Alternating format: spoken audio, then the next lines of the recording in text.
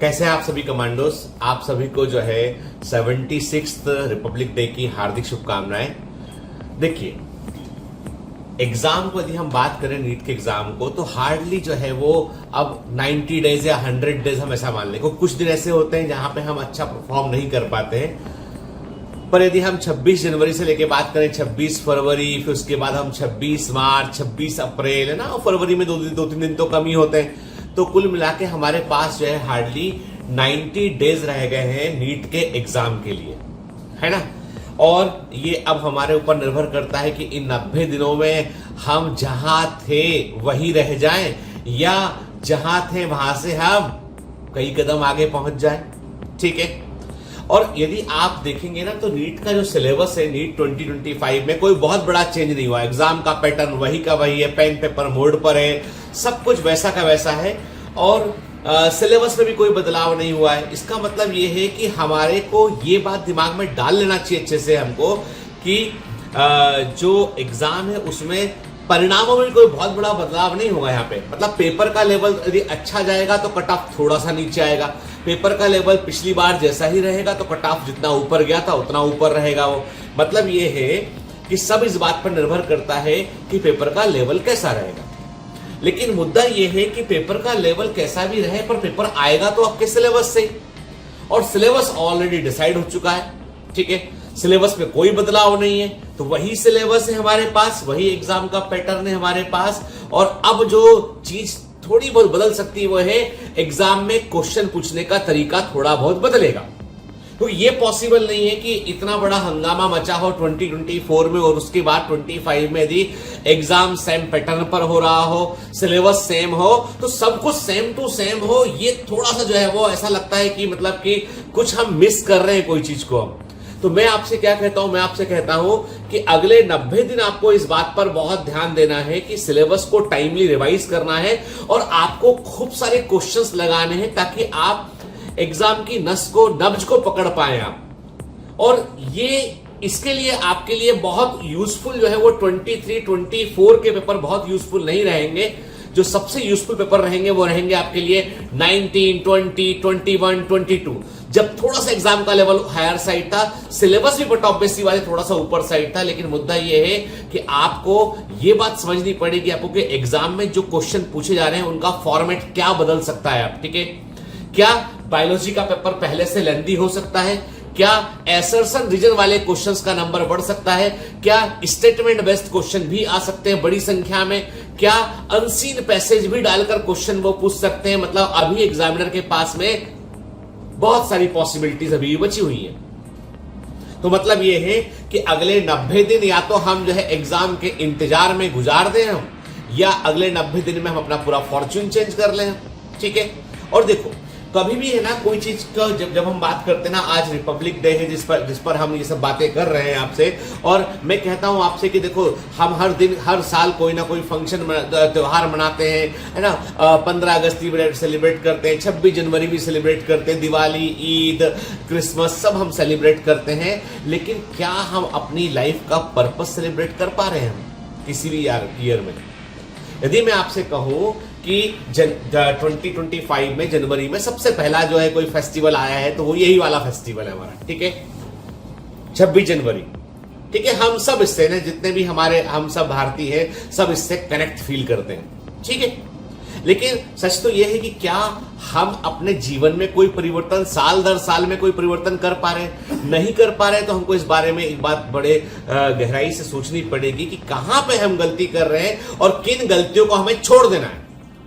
क्या होता है कि यदि आप सेम टू सेम काम हर साल करेंगे और आप परिणाम की उम्मीद करेंगे कोई डिफरेंट परिणाम आ जाए, तो वो नहीं होता बेटा। ठीक है, यानी जब सेम प्रयास आप हर साल करेंगे तो परिणाम भी सेम टू सेम मिलेंगे आपको।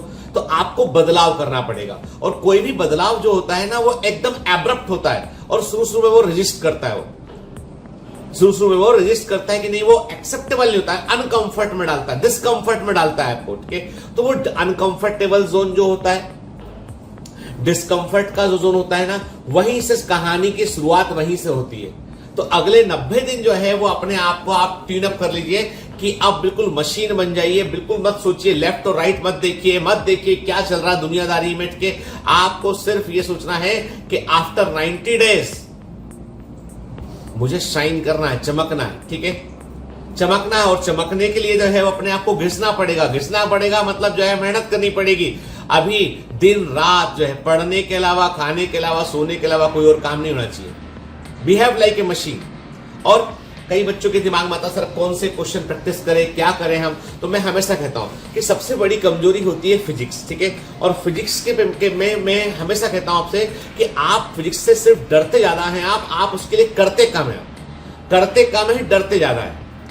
आपको क्या करना है, आपको पेपर को एनालाइज करना है। आप पाएंगे पिछले 5-10 साल में जो एग्जाम में क्वेश्चन जो आए हैं वो एक पैटर्न में आए हैं, ठीक है। और हर चैप्टर में कुछ गिनती के फॉर्मूले हैं, कुछ गिनती के डेरिवेशन है, जिनको आपने यदि अच्छा कर लिया तो आप एग्जाम में जो आपके 45 क्वेश्चन आपको सॉल्व करने हैं उनमें से आप 40 प्लस पहुंच सकते हैं। आप, मैं ये नहीं बोलता हूं कि पूरे 45 हो जाएंगे, लेकिन मैं कहता हूं 40 प्लस पहुंचने के लिए आपको इंपॉर्टेंट पोर्शन को समझना बहुत जरूरी है। सेम केमिस्ट्री में होता है। बायोलॉजी में जो है वो सिली मिस्टेक करते हैं। बायोलॉजी में चूंकि नंबर ऑफ क्वेश्चंस लगाने में कई बार हम क्वेश्चन की लैंग्वेज को नहीं समझ पाते हैं, वहां गलती करते हैं। तो बायोलॉजी में सारा खेल लैंग्वेज का है, तो उस पर ध्यान दीजिए। इसीलिए मैं आपसे कहता हूं कि बेटा जिन बच्चों ने ना मान लो प्रैक्टिस खूब सारी करनी है, तो अभी देखो, अभी तो हम लोग जो है वो टारगेट बैच हमारा फरवरी के लास्ट में पूरा हो जाएगा, फोकस बैच भी फरवरी के लास्ट में हमारा पूरा हो जाएगा, ठीक है। और हम लोग मार्च में क्रैश कोर्स लॉन्च कर रहे हैं हम। तो क्रैश कोर्स में जो है हमारा जो उद्देश्य रहेगा वो रहेगा कि मार्च के मिड ऑफ मार्च से क्रैश कोर्स लॉन्च हो रहा है। तो क्रैश कोर्स जो है वो आपके एग्जाम के पहले तक पूरा हो जाएगा। उसमें सारे जितने भी चैप्टर हैं उन सबका हम आपको बहुत सिस्टमेटिक रिवीजन करा सकें। और ultra IMP very very important question आपको हम डेली प्रैक्टिस शीट में आपको दे पाए, हम आपके टेस्ट में हम आपको इंपॉर्टेंट क्वेश्चन आपको हम दे पाए, ठीक है। बहुत जरूरी है। देखिए मैं नहीं जानता हूं कि एग्जाम में वो क्वेश्चन आएंगे या नहीं आएंगे, पर हमारा एक्सपर्टाइज ऐसा है कि हम ये कहते हैं कि उस तरह के क्वेश्चन आएंगे, सिमिलर टाइप ऑफ क्वेश्चन आएंगे, आपकी क्वेश्चन की अप्रोच आप और इंप्रूव कर पाओगे, ठीक है।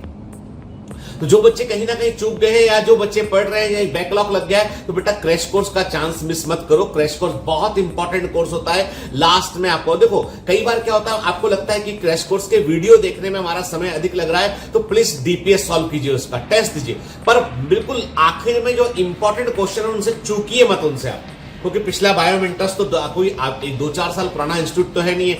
2017 से बायोमेंटर जो है वो ऑनलाइन में काम कर रहा है। तो बायोमेंटर से 17, 18, 19, 20, 21, 22, 23, 24 लगातार हर साल जो है वो आपको पढ़ाया है। हर साल हमने जो भी पढ़ाया है एग्जाम में 100% वही आया है, 100% वही आया है। अब लेकिन वही ना कि उस 100% का जो रिजल्ट रिफ्लेक्शन है वो तो आप लाके आओगे। हम तो पढ़ा सकते हैं, लेकिन जो एग्जाम में जो आदमी जिसको जाके असल में युद्ध लड़ना है, वो योद्धा तो जो है वो उतरे मैदान में। अब योद्धा आधे मन से मैदान में उतरेगा तो सिखाने वाले की जीत कैसे हो सकती है, ठीक है।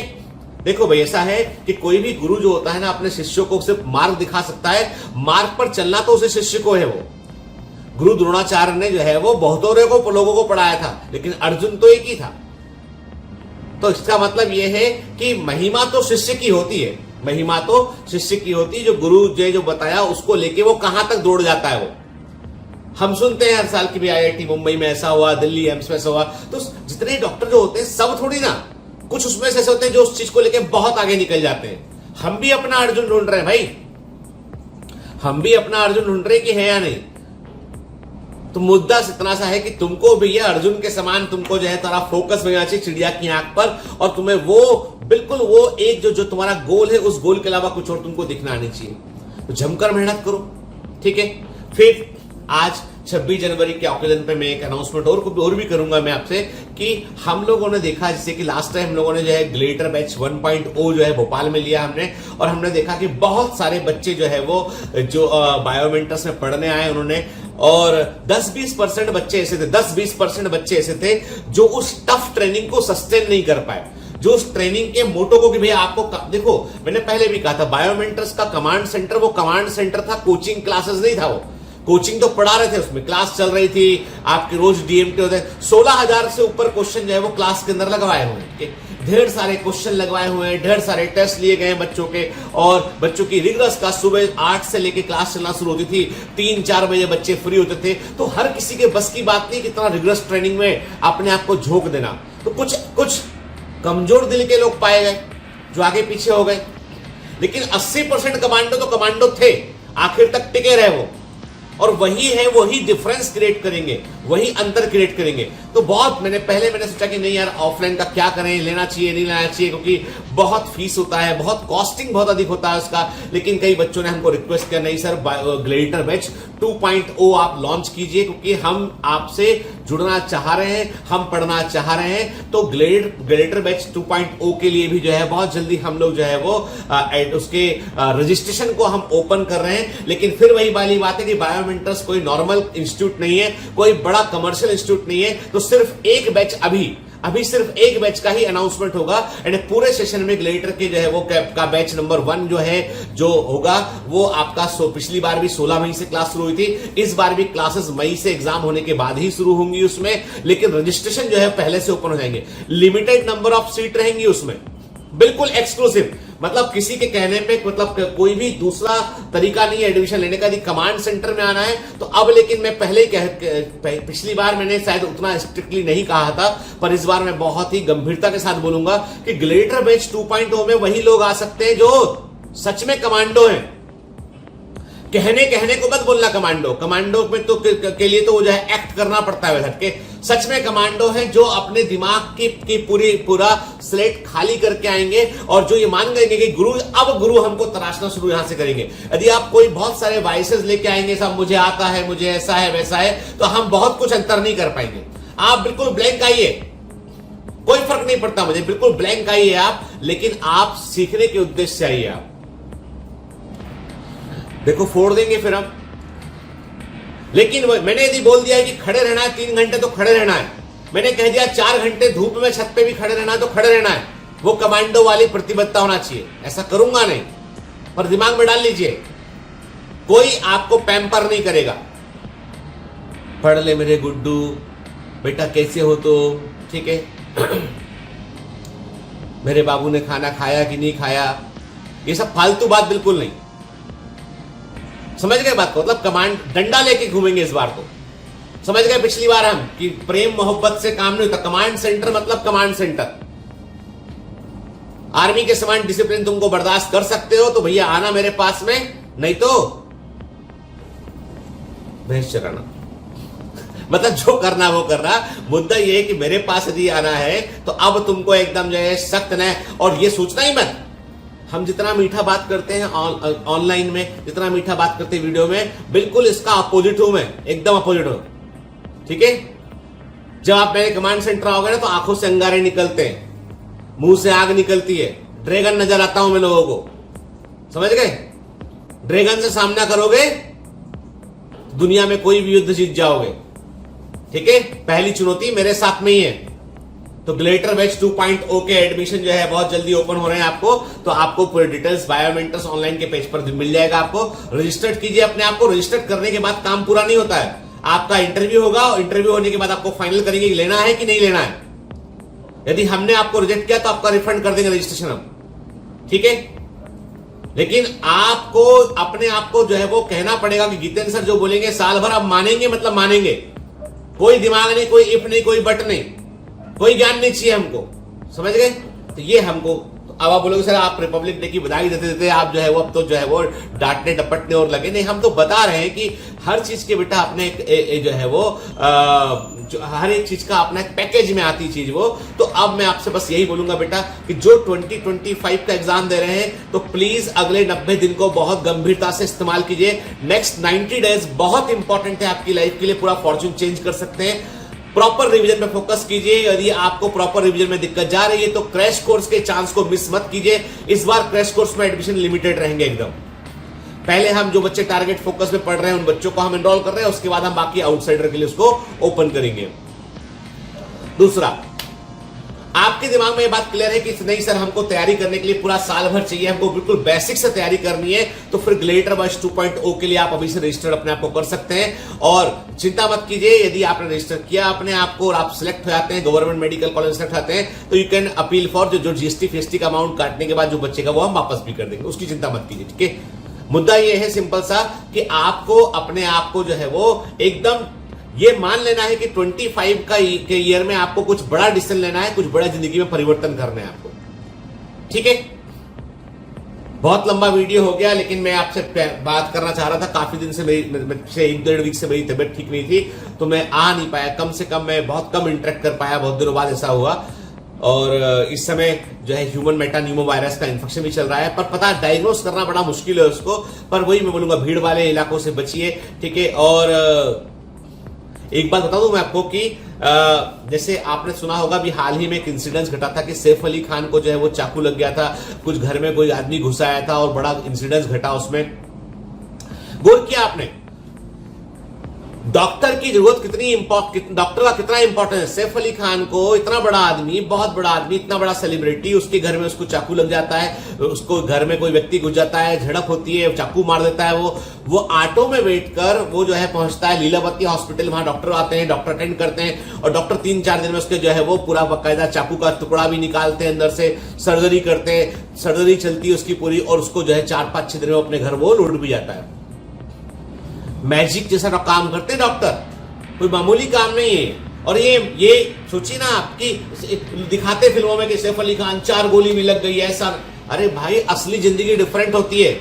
असली जिंदगी में हीरो कोई, सुपर हीरो कोई और ही लोग होते हैं। और उस लेवल का डॉक्टर बनना है ना आपको, तो पढ़ना तो पड़ेगा बॉस, कोई तरीका नहीं उसका। ठीक है, तो चलिए मैं फिर से आपको जो है वो रिपब्लिक डे के लिए आपको जो है वो शुभकामनाएं देता हूं। मैं कहता हूं कि हमारा जो भारत है, जिसे 76th हम रिपब्लिक डे को सेलिब्रेट कर रहे हैं, कि मतलब ये कि आने वाले समय ऐसा हो कि पूरी दुनिया में जो हमारे रिपब्लिक डे का हल्ला पूरी दुनिया में हो, और हम दुनिया के सबसे विकसित देशों की कतार में सबसे आगे हम खड़े हो। और वो परिवर्तन कोई पॉलिटिशियन नहीं करेगा, वो मैं और आप ही मिलकर करेंगे। हम के हर आम आदमी को जिम्मेदारी लेनी पड़ेगी कि मैं अपने देश के लिए कुछ बेहतर करूं, तो बेहतर होगा। चलिए, have a great day, all the best, bye bye.